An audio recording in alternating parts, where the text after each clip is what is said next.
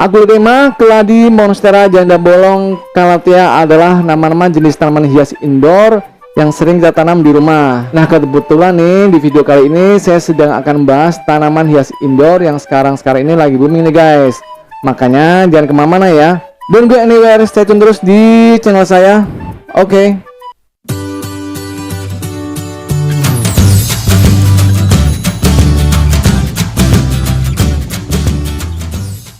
Kembali lagi di channel Zambroni, channel yang bahas tentang dunia tanaman hias. Kali ini saya tampil langsung ya. Nah, pada kali ini saya akan bahas tentang dunia tanaman hias indoor. Di channel saya ini 20% adalah teori dan 80% adalah praktek. Buat saya dalam menanam tanaman hias itu tidak cukup hanya dengan praktek saja untuk mendapatkan tanaman hias indoor yang subur. Sebelum praktek tentunya kita harus butuh teori dulu ya, teori yang benar dan pasti. Seperti halnya seorang petani untuk mempersiapkan lahan pertaniannya tentulah butuh teori dulu, seperti halnya persiapan untuk pembajakan lahan, persiapan pupuk dasar, pupuk kandang berapa, lalu pupuk sulanya apa, pupuk pembungaannya apa. Itu semua adalah teori sebelum mendapatkan hasil yang sempurna dari hasil panennya. Begitu ya. Tanaman hias indoor. Apa itu tanaman hias indoor? Tanaman hias indoor adalah tanaman hias yang bisa melangsungkan hidupnya di skala ruangan. Nah, ruangannya seperti apa? Tanaman indoor itu butuh pencahayaannya sekitar 50-70% dari sinar matahari guys. Seperti halnya tanaman hias yang kita taruh di misalkan di luar rumah, di pekarangan, tapi di bawah pohon rindang, apakah itu termasuk bisa dikategorikan tanaman hias indoor? Nah, itulah yang saya maksud. Tanaman hias indoor itu bukan berarti ditanam dalam skala ruangan ya, misalkan ruangan teras, ruangan tamu, kamar mandi, dapur dan lain sebagainya. Tapi yang saya maksud adalah skala penyinaran sinar matahari yang berkurang, bukan 100%. Bisa langsung hidupnya di antara skala 50-70% guys. Nah, itulah yang saya akan bahas ya. Seperti yang saya sebutkan tadi, bahwa tanaman aglaonema, tanaman monstera, janda bolong, calathea dan lain sebagainya itu adalah salah satu tanaman hias indoor. Sebenarnya mudah kok untuk menanam tanaman hias indoor itu sendiri ya. Kadang banyak yang bertanya pada saya, kok tanaman hias indoor saya ini ada kendala, misalkan penyakit busuk akar, busuk batang, lalu daunnya menguning, keriting, lalu gosong, kebakar dan lain sebagainya. Itu adalah kendala penyakit menyerang pada tanaman hias indoor kita di rumah. Rahasianya adalah saya kasih tahu ya. Tanaman hias indoor, rahasianya itu adalah dari media tanam yang poros dan steril, dan yang ketiga adalah pupuk organik. Sebenarnya tiga itu kalau kita udah mempraktekannya, saya yakin tanamannya pasti subur kok. Makanya nih buat para pemula yang baru belajar menanam, jangan pantang menyerah. Karena di channel saya ini, jangan channel lain guys, karena cuma di channel ini yang membahas tentang tanaman hias secara detail, mulai dari cara pemilihan bibit tanaman, media tanam yang baik, pemupukan, pengairan, sampai pupuk pembungaan, masa generatif, masa dewasa, dan masa vegetatif. Itu ada semua di channel saya. Nah, syarat dasar untuk penanaman tanaman indoor adalah media tanam yang poros dan steril. Saya akan jelaskan ya. Media tanam yang poros dulu. Apa itu media tanam yang poros? Media tanam yang poros adalah di mana media tanam itu tidak mudah untuk menampung debit dari air yang ada di dalam media tanam tersebut.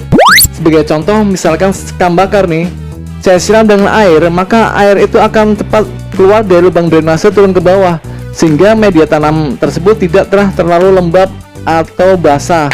Karena tanaman indoor sendiri itu tidak tiap hari kita siram guys. Kalau saya sendiri cukup dengan 4 hari sekali saya siram dengan pupuk organik. Selain penyiraman pupuk organik 4 hari sekali, itu tidak saya kasih dengan penyiraman air biasa setiap hari ya.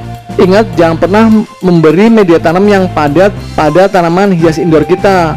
Karena kenapa? Media tanam yang terlalu lembab dan basah itu akan memacu resiko dari terserangnya penyakit jamur dan bakteri pada tanaman hias indoor kita. Misalkan busuk akar, busuk batang, seperti contohnya lonyot ya. Lonyot akar, batangnya itu basah, lalu busuk, lalu bisa juga serangan dari penyakit bercak daun, misalkan daun menjadi menguning, menjadi kering, membusuk dan lain sebagainya. Itu adalah contoh dari serangan penyakit-penyakit yang mendera atau yang menyerang pada tanaman hias indoor kita apabila media tanamnya tidak pas dengan yang saya katakan tadi ya. Media tanam yang poros, sekam mentah, dan kulit bambu yang dicacah adalah sama-sama media tanam yang poros. Kenapa saya tidak merekomendasikan dua media tanam tersebut? Karena ingat, sekam mentah dan kulit bambu yang dicacah itu lama-kelamaan akan mengalami pembusukan. Sekitar beberapa bulan ke depan itu akan mengalami pembusukan. Nah, selama proses pembusukan itu akan membuat risiko yang tinggi pada tanaman hias kita, yaitu terserang penyakit-penyakit jamur tersebut. Karena sumber dari penyakit jamur dan bakteri adalah media tanam yang terlalu lembab dan terlalu basah pada tanaman hias indoor kita.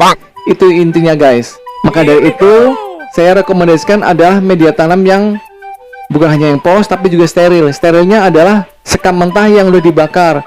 Kalau udah dibakar itu walaupun udah bertahun-tahun tidak akan mengalami yang namanya pembusukan. Apakah cukup dengan media tanam sekam bakar saja? Tidak, saya biasanya menambahkan dengan penambahan dari pupuk kandang. Pupuk kandang ini yaitu pupuk kambing. Kenapa saya lebih suka dengan pupuk kambing? Karena saya udah bertahun-tahun ya untuk membandingkan pupuk kandang, mulai dari pupuk kambing, pupuk sapi yang biasa berada di pasaran. Itu perkembangan untuk tanaman hias kita yang lebih subur adalah pemberian dari pupuk kambing. Jadi untuk media tanam saya biasanya mencampur dari 3 bagian sekam bakar dan 1 bagian dari pupuk kambing. Oke, itu dia inti dari hal yang pertama yang harus kita wajib lakukan pada tanaman hias indoor kita guys. Oke, saya kasih contoh untuk tanaman janda bolong dan monstera yang sekarang lagi booming ya. Itu saya punya kedua tanaman tersebut udah berusia 3 tahun. Saya taruh di teras rumah, udara yang terbuka bebas, ruangan yang terang, itu bisa hidup cukup subur di umur 3 tahun ya. Sampai sekarang masih keluar tunas-tunas baru juga. Itu bukti bahwa kedua tanaman tersebut masih bisa hidup subur. Jadi itu bisa diterapkan sama teman-teman di rumah ya. Tapi saya lebih rekomendasi lagi kalau tanaman janda bolong dan monstera itu seminggu sekali dikenakan sinar matahari walaupun cuma setengah sampai 1 jam. Ingat itu, karena pertumbuhannya itu akan sangat beda. Itu akan lebih cepat pertumbuhannya, itu akan lebih tegak ya, tanamannya kokoh kalau terkena sinar matahari. Beda lagi dengan tanaman Calathea, Aglonema, dan tanaman keladi. Itu skala penyinaran mataharinya 50-70%. Jadi bagaimana penyinarannya?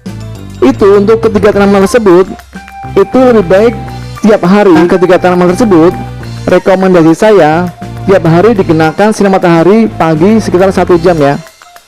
Jadi kalau udah kira-kira jam 9 sampai jam 10 pagi kena sinar matahari, bisa kembalikan diletakkan di dalam rumah atau di teras rumah ya. Yang penting tanaman hias indoor itu peletakannya di ruangan terbuka, mendapatkan udara yang terbuka dan tidaklah gelap. Nah, untuk ketiga tanaman tersebut, Calathea, keladi, dan Aglonema, kalau tidak mau capek bolak-balik seperti itu, bisa ditaruh di misalkan di bibir dari kanopi rumah kita yang di teras. Jadi kalau pagi terkena sinar matahari, setelah siang itu tidak terkena sinar matahari, itu masih bisa hidup dengan subur. Itu yang kedua ya. Lalu yang ketiga apa? Adalah pemupukan organik. Cara pembuatan pupuk organik itu sudah saya beri di video-video saya yang sebelumnya ya. Cara pembuatan pupuk organik macam-macamnya itu bisa diberikan untuk tanaman hias indoor. Itu bisa 4 hari sekali, langsung diberikan 4 hari, tidak perlu disiram dengan air biasa setiap hari. Ingat itu. Nah, ketiga hal itu apabila kita terapkan, saya yakin tanaman hias indoor kita akan cukup subur. Pengen subur lagi? Nah, saya tambah lagi dengan pemberian pupuk NPK 16 dosis rendah, yaitu berapa? Untuk 5 liter air diberikan setengah sendok makan, diberikan ke perakarannya tanaman hias indoor tersebut seminggu sekali. Itu udah bisa mewakili semua nutrisi untuk tanaman hias indoor kita. Nah, hal-hal tersebut tadi apabila kita lakukan, itu tidak akan pernah terjadi hal-hal negatif pada tanaman hias indoor kita, karena saya sudah membuktikan sendiri. Nggak perlu lihat-lihat channel yang lain, channel A, channel B. Lalu yang terakhir, selain melihat channel saya ini nih, promosi lagi ya. Selanjutnya adalah kita harus pintar mengamati dan tahu, sering baca ya literatur di internet dari keluarga apa taman ini, familinya apa, genusnya apa. Jadi kita lebih tahu, lebih pasti dari teknik penanaman tanaman indoor kita. Misalkan tanaman janda bolong dan monstera itu sama-sama keluarga Philodendron. Kalau kita nggak tahu philodendron seperti apa, kita ambil contoh secara kasat mata aja nih, bahwa tanaman janda bolong dan monstera itu, kedua tanaman itu hampir mirip, mempunyai akar udara yang sama, jenis tanaman itu mempunyai batang yang hampir sama, tentulah cara perawatan pun sama. Jadi kalau teman-teman punya tanaman monstera di rumah dengan subur, lalu menanam tanaman janda bolong, pastilah bisa, karena perawatannya sama ya, seperti itu. Dan cara pengembangbiakan pun sama, yaitu sama-sama bisa dengan stek, di bawah akar udara dipotong, media tanam yang basah ditaruh di tempat teduh, pastilah jadi tanaman baru. Keduanya sama. Seperti halnya tanaman krokot, tanaman sutra bombay, itu sama-sama mirip ya, tapi bunganya beda. Nah, apabila teman-teman bisa merawat dengan subur tanaman krokot, pastilah bisa juga merawat dari tanaman sutra bombay. Lihat dari sekasat matanya aja ya, hampir sama kan tanamannya, tapi bunganya beda, karena satu famili dengan portulaka. Nah, seperti itulah hal-hal yang bisa kita pelajari dari diri kita sendiri. Jadi begitu aja ya dari saya, semoga video ini bermanfaat, menjadi inspirasi buat para penghobi tanaman hias, baik itu pemula, baik yang udah jago, sama-sama lah, nggak ada jago, nggak ada pemula. Kalau kita belajar bersama, saya yakin tanaman hias kita di rumah akan subur dan semakin berkembang dengan baik. Jangan lupa subscribe dan tekan tombol loncengnya agar dapat notifikasi dari video-video yang terbaru, karena video-video saya terbaru sangat menginspirasi. Channel paling beda di antara yang tanaman hias lain, yang paling detail, yang paling oke, yang paling menarik.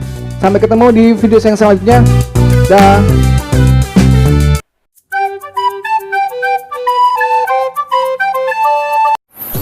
Halo guys, saya punya kabar baik untuk teman-teman para pecinta tanaman di rumah. Saya sekarang udah membuka toko pertanian secara online loh, yaitu di Zambroni Florist. Di toko pertanian saya ini menjual berbagai macam pot, mulai dari berbagai ukuran dan jenisnya. Lalu juga ada berbagai macam pupuk seperti pupuk NPK dengan berbagai merek, KCL, TSP, Degastar, Urea, Merauke, E4, pupuk organik cair dan lain sebagainya.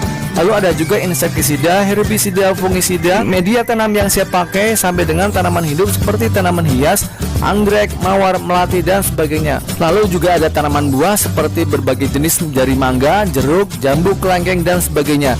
Semua itu bisa didapatkan melalui pemesanan di nomor WA berikut ini ya, ataupun ada di deskripsi channel saya.